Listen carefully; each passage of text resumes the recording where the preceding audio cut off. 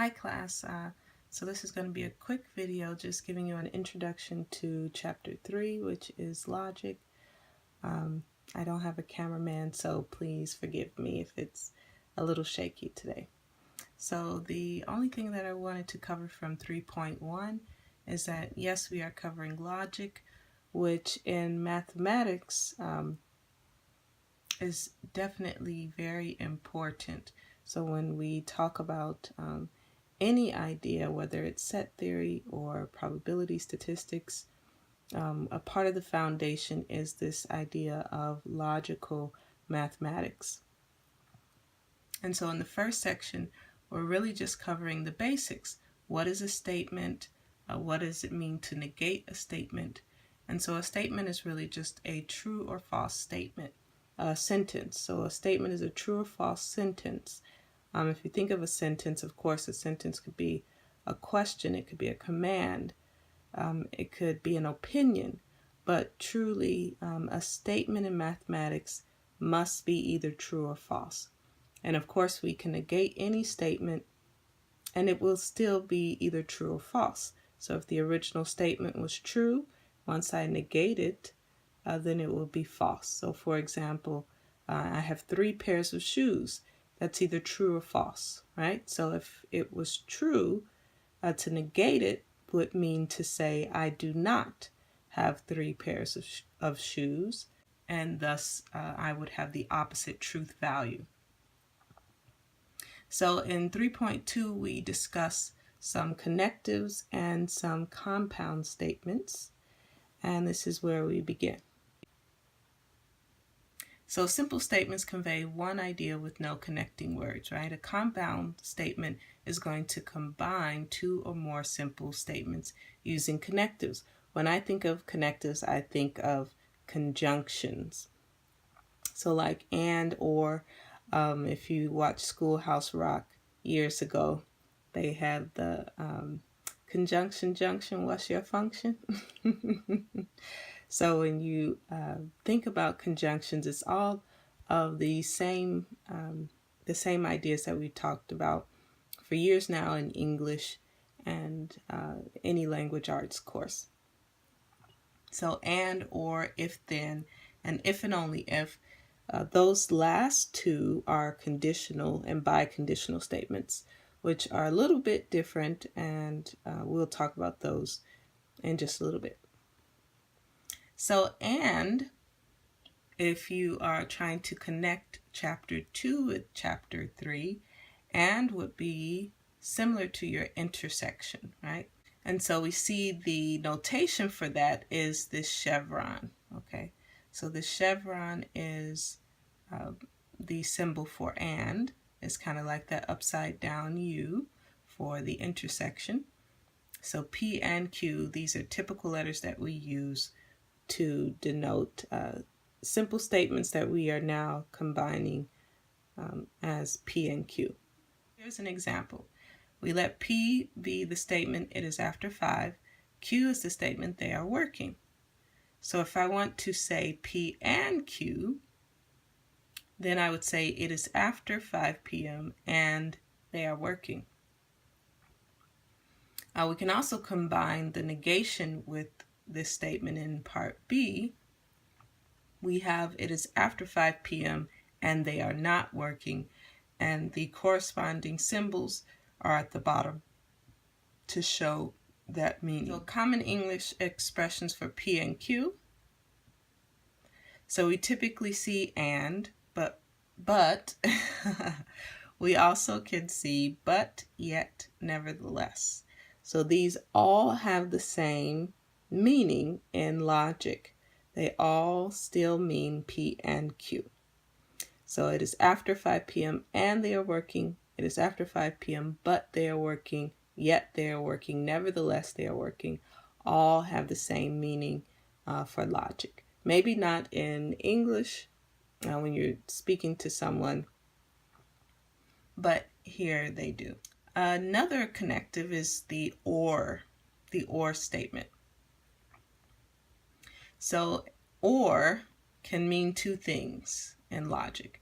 It can be exclusive, meaning for example, I visited London or Paris, but not both. Okay, so one or the other. Or it could be inclusive. I visited London or Paris or both.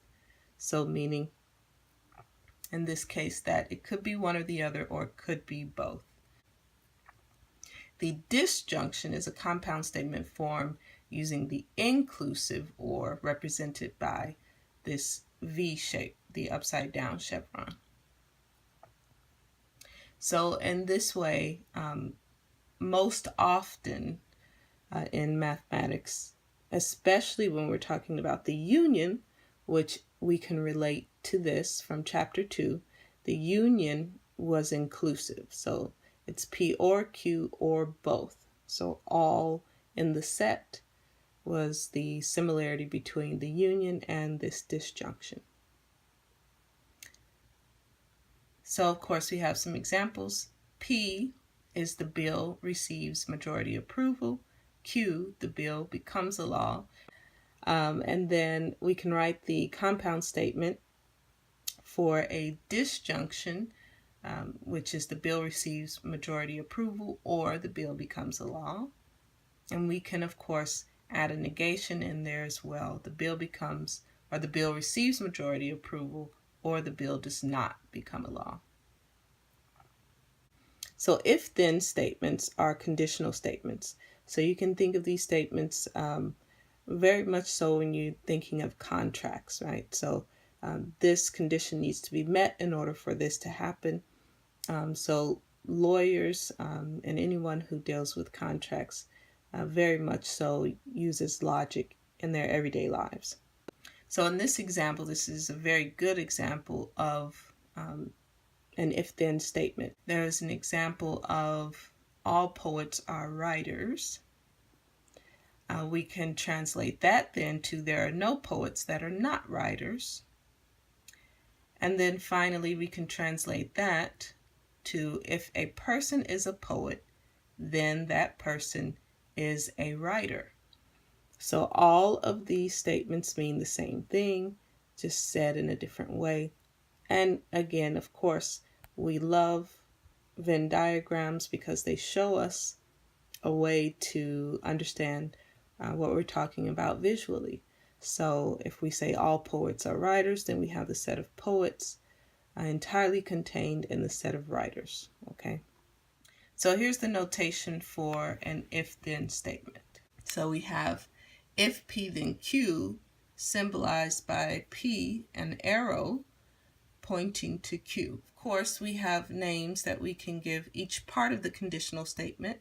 We have the antecedent, which is the statement before the arrow. And then we have the consequent, which is the statement after the arrow. So let's look at an example. So let P be a person is a father. Q is a person is a male. So I can write a conditional statement to bring those two statements together. If a person is a father, then that person is a male. Now we haven't discussed truth value, but we will very soon. So of course the symbolized notation here, P arrow Q, represents that statement. And of course we got another one. So same to P and Q. In this case, if a person is not a male, then that person is not a father. So be careful here. Now we have switched the antecedent and consequent. And so it should be, if not Q, then not P. Okay, so make sure as you're going through the homework that you're reading these carefully, as things may change and you might get tricked. So read them carefully. So here are some statements again that may look different but are actually equivalent to the original if-then form of the conditional statement. So as you're going through homework again, you should go back to this slide and others like it, to look for these similar statements to make sure that you are translating the statements into the appropriate symbols. So if P then Q is also known as Q if P, and you have an example to go with it. P is sufficient for Q. Q is necessary for P. P only if Q, and only if Q, P. So all of these mean the same thing. Just make sure, don't rely on your memory as you're doing your homework. Come back to this slide and just double check that you are not confusing the language. English is sometimes very confusing. So it is not always that we understand what the language is actually saying literally. So that's okay. You have a helping tool here. Come back to it and make sure that you have the appropriate symbols and connectives for whatever statement you're given. So the last and final one is the if and only if statement. Woohoo!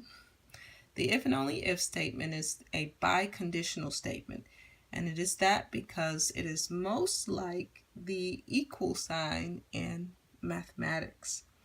It has a double meaning in that if you have a biconditional statement that is true, it means that two conditional statements are true. So in this example here, the first two conditional statements we see, we could try to create a biconditional for. So if a person is a father, then that person is a male. That is an if-then statement. The reverse or converse of that statement is if a person is a male, so now we switch the antecedent and consequent. If a person is a male, then that person is a father. So the first statement, if we're looking at it through normal context here, we can say that that statement is true. The second is not necessarily true, for there are males that are not fathers. So then we could not create a biconditional statement that said a person is a father if and only if the person is a male. So that statement is not a biconditional statement. However, the second set of statements does work. So if a person is an unmarried male, then that person is a bachelor. Most people would recognize that as being true. If a person is a bachelor, then that person is an unmarried male. Also true. So from there, we could form a biconditional statement that says a person is an unmarried male if and only if that person is a bachelor.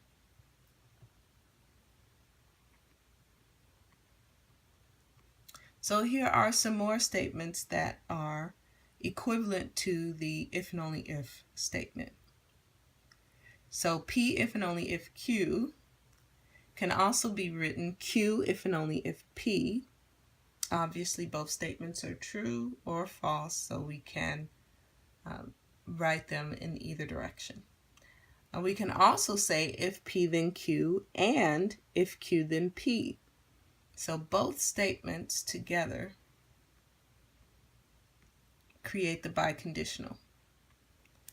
We can also say P is necessary and sufficient for Q. And of course, we can say Q is necessary and sufficient for P. So all of those statements mean the same thing. So this last slide is just a combination of all of the symbolic logic symbols and connectives that we have discussed thus far.